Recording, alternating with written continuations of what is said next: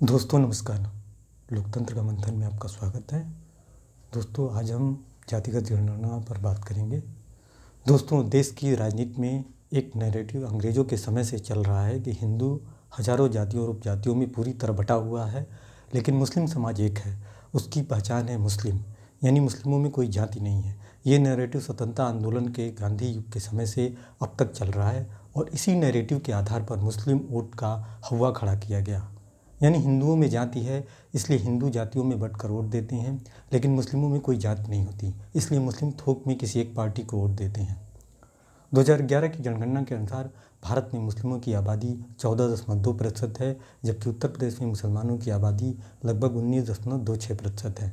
देश की राजनीति में सभी दल प्रबुद्ध वर्ग यह मानते हैं कि मुस्लिम विधानसभा और लोकसभा चुनाव में एक मुश्त वोट देते हैं और वे हमेशा बीजेपी के खिलाफ वोट देते हैं, या जो पार्टी चुनाव में बीजेपी से लड़ने का दम दिखाती है मुस्लिम उसे एक मुश्त वोट देते हैं, क्योंकि उनकी पहचान जात के आधार पर नहीं है बल्कि मुस्लिम धर्म के आधार पर है। इससे देश में मुस्लिम तुष्टीकरण की राजनीति तेज होती चली गई, जो गांधी जी के समय से चल रही है। गांधी ने मुस्लिमों को खुश करने के लिए खिलाफत आंदोलन को समर्थन दे दिया, जबकि खिलाफत का देश की आज़ादी की लड़ाई से कोई लेना देना नहीं था। ब्रिटिश सरकार ने तुर्की के ओटोमन साम्राज्य को विभाजित करने का फैसला किया, जिससे खलीफा का पद समाप्त हो गया। भारतीय मुसलमानों ने खलीफा की शक्ति को बनाए रखने और ओटोमन साम्राज्य को संरक्षित करने के लिए 1919 में खिलाफत आंदोलन को शुरू किया था। कुछ क्षेत्रीय दलों ने मुस्लिम वोट बैंक का जमकर लाभ उठाया। ममता बनर्जी आज भी मुस्लिम वोट बैंक का लाभ उठा रही हैं। यूपी में मुलायम और बिहार में लालू ने मुस्लिमों का थोक में वोट पाकर अपनी राजनीति चमकाई। कांग्रेस ने मुस्लिम तुष्टीकरण करने में रिकॉर्ड बना दिया और साबानो नामक मुस्लिम महिला को गुजारा भत्ता देने के सुप्रीम कोर्ट के निर्णय को संसद से कानून बनाकर पलट दिया।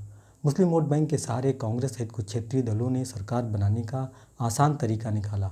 इन दलों ने थोक मुस्लिम वोट बैंक में हिंदुओं की कुछ जातियों का वोट मिलाकर बहुमत का जादुई अंक हासिल कर लिया। इसी के आधार पर लालू ने बिहार में लंबे समय तक सरकार चलाई।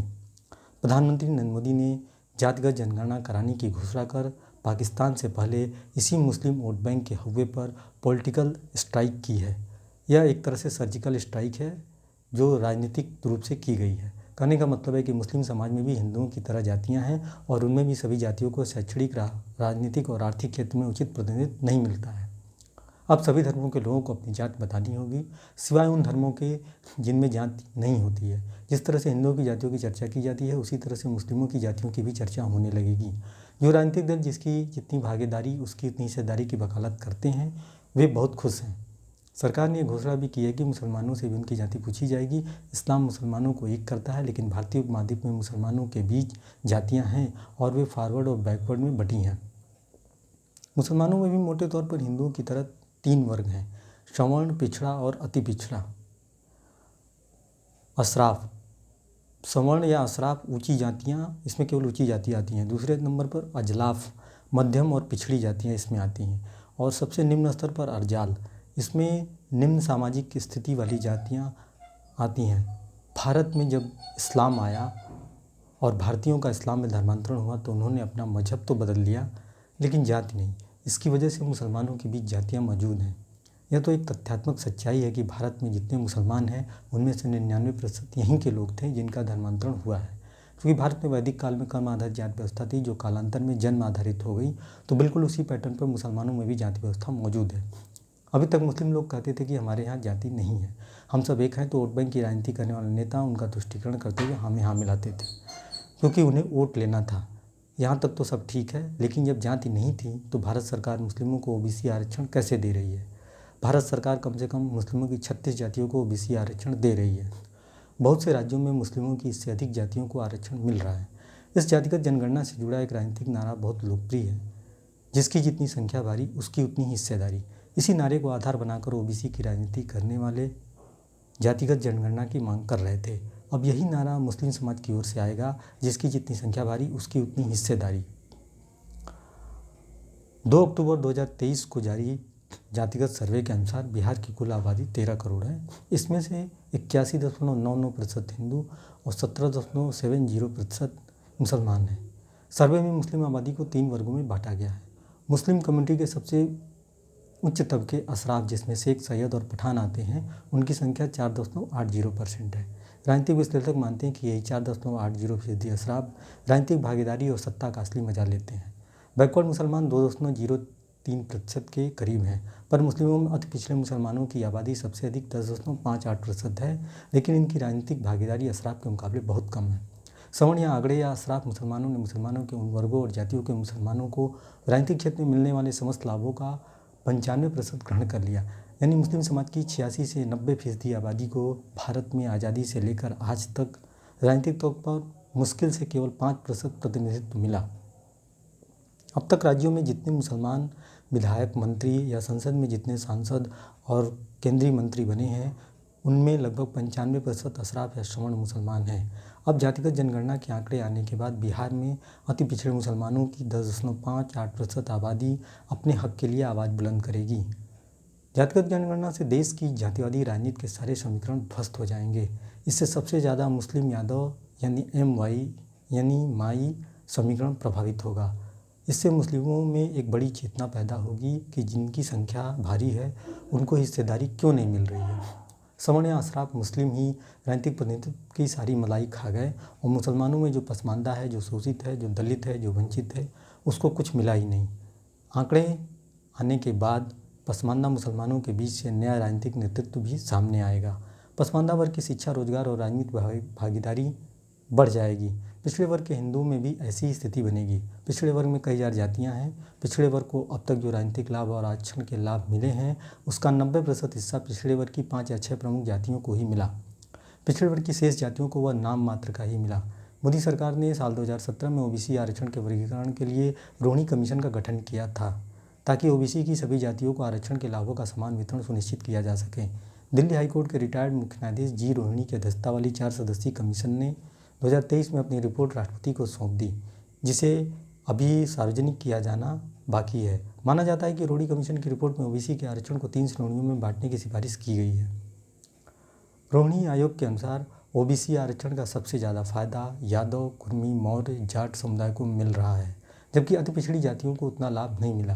पिछले 3 दशकों में OBC आरक्षण का 50% लाभ 48 जातियों को मिला।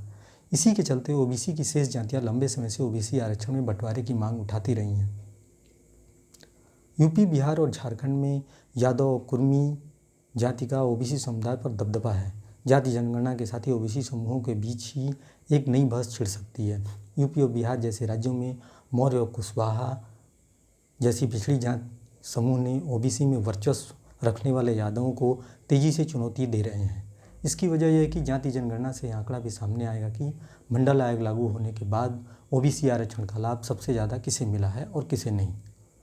OBC आरक्षण का सर्वाधिक फायदा मिलने का जिन पिछड़ी जातियों पर आरोप लगता है, उनमें प्रमुख रूप से कुर्मी, यादव, मौर्य, जाट, गुर्जर, लोध, माली जैसी जातियां हैं। वहीं मल्लाह, निषाद, केवट, बिंद, कहार, कश्यप, धीमर, रायकवार, तुराया, बाथम, भर, राजभर, माझी, धीवर, प्रजापति, कुम्हार, मछुआ, बंजारा, घोसी, नोनिया जैसी सैकड़ों जातियां हैं जिनको OBC के आरक्षण का यादव और कुर्मी की तरह लाभ नहीं मिला।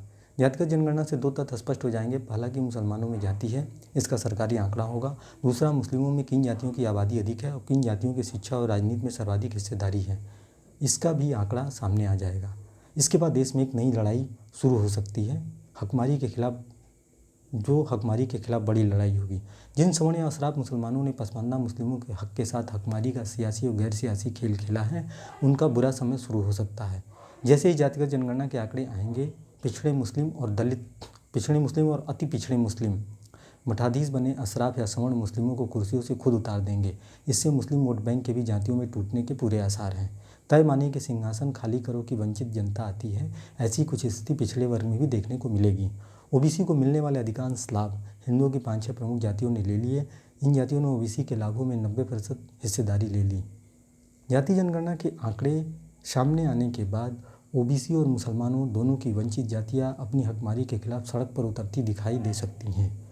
जाति आधारित जनगणना का लाभ समाज की मुख्यधारा से पिछड़ चुके लोगों को अवश्य मिलेगा। जब सारे आंकड़े सामने होंगे तो सरकार जिसकी जितनी भागीदारी उसकी उतनी हिस्सेदारी के तर्ज पर आरक्षण और अन्य विकास योजनाओं का लाभ देगी। देश में अभी भी कुछ पिछड़े मुसलमानों को सरकार आरक्षण का लाभ देती है, जिनमें गद्दी मुसलमान, धुनिया, कसाई, हलालखोर, भाट, मोमिन प्रमुख हैं। अगर जातिगत जनगणना के बाद सामाजिक रूप से पिछड़े मुसलमानों को कुछ लाभ मिलता है तो यह अच्छी बात है, अन्यथा इसका कोई फ़ायदा नहीं होगा। जातिगत जनगणना की घोषणा के बाद ऐसे निष्कर्ष निकाले जाने पर हैरानी नहीं कि इस जनगणना के आंकड़े आ जाने के उपरांत आरक्षण की 50% सीमा को बढ़ाने के साथ अन्य पिछड़ा वर्ग की कुछ समस्त जातियों को ओबीसी के दायरे से बाहर किया जा सकता है। भविष्य में जो भी हो, इसकी अनदेखी नहीं की जानी चाहिए कि आरक्षण की 50% सीमा को तोड़ने की मांग पहले से ही हो रही है। इसी तरह यह भी एक सच्चाई है कि ओबीसी की आर्थिक, सामाजिक एवं शैक्षणिक रूप से सक्षम कुछ जातियों ने आरक्षण का अधिक लाभ अर्जित किया है। इसके अतिरिक्त उन्होंने पिछले लगभग 4 दशकों में आर्थिक प्रगति से हुए बदलावों का लाभ उठाकर स्वयं को उन्नत किया है। पिछड़े वर्ग की कुछ सक्षम जातियां आरक्षण का अधिकतम लाभ उठाने में इसलिए समर्थ रहीं क्योंकि वर्तमान आरक्षण नीति इस पर केंद्रित नहीं है कि सर्वाधिक लाभ वास्तविक रूप से सबसे पिछड़ी जातियों को मिले। इसके अतिरिक्त इस तथ्य को भी ओझल नहीं किया जा सकता कि सामाजिक न्याय की बात करने वाले कुछ क्षेत्रीय दलों के नेता जब सत्ता में आए तो उन्होंने समस्त पिछड़े वर्ग के उत्थान के स्थान पर जाति विशेष के लोगों के उत्थान पर ही अधिक ध्यान दिया। स्पष्ट है कि जातिगत जनगणना कराए जाने के साथ ही आरक्षण नीति की विसंगतियों को दूर करने की भी आवश्यकता है। SC/ST, ओबीसी एवं आर्थिक रूप से पिछड़े वर्ग के आरक्षण के जरिए यह सुनिश्चित किया जाना आवश्यक ही नहीं बल्कि अनिवार्य है कि उसका लाभ पात्र लोगों को ही मिले। ऐसा करके ही सामाजिक न्याय के उद्देश्य को प्राप्त किया जा सकता है। इसके साथ ही ऐसे भी कुछ उपाय करने होंगे जिससे आरक्षण और साथ ही देश की आर्थिक प्रगति से लाभान्वित होकर खुद को हर तरह से समर्थ बना चुके लोगों को आरक्षण सूची से बाहर किया जाए। जातिगत जनगणना के वास्तविक आंकड़े मिल जाने पर ऐसा करना कहीं अधिक आसान होगा, लेकिन तभी जब आरक्षण को वोट बैंक की राजनीति का हथियार बनाने से बचा जाएगा। आरक्षण नीति में विसंगतियाँ इसलिए हैं क्योंकि अन्य पिछड़ा वर्ग में शामिल जातियों के सामाजिक, आर्थिक एवं शैक्षणिक रूप से पिछड़े होने का कोई ठोस आंकड़ा नहीं है। 1931 के बाद होने वाली अगली जाति जनगणना इन्हीं ठोस आंकड़ों को प्राप्त करने के लिए उठाया गया बड़ा कदम है। दोस्तों, इस वीडियो में इतना ही। अगले वीडियो में फिर मिलेंगे किसी नए मुद्दे के साथ। तब तक के लिए अनुमति दीजिए। आपसे अनुरोध है कि आप यह चैनल देखिए, सब्सक्राइब करिए, वीडियो को लाइक करिए, कमेंट करिए और वीडियो को अपने दोस्तों और रिश्तेदारों को फॉरवर्ड करिए। नमस्कार।